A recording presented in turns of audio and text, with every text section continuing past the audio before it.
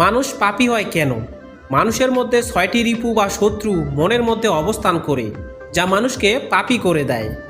এই ৬টি শত্রু বা রিপু হল কাম, ক্রোধ, লোভ, মোহ, মদ, মাৎসর্য। কাম, মানুষ নিজের ইচ্ছায় জীবনযাপন করার জন্য অর্থ ও দ্রব্য বাসনা করে থাকে। সেই বাসনার অতিরিক্ত বাসনাকেই কাম বলে।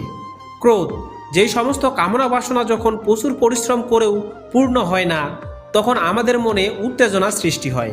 এই উত্তেজনার ফলে মানুষ কলহ, কটু বাক্য প্রয়োগ করে অন্যকে আঘাত করে, এমনকি আত্মঘাতমূলক পাপকর্মও করে বসে। এই উত্তেজনাকে ক্রোধ বলে।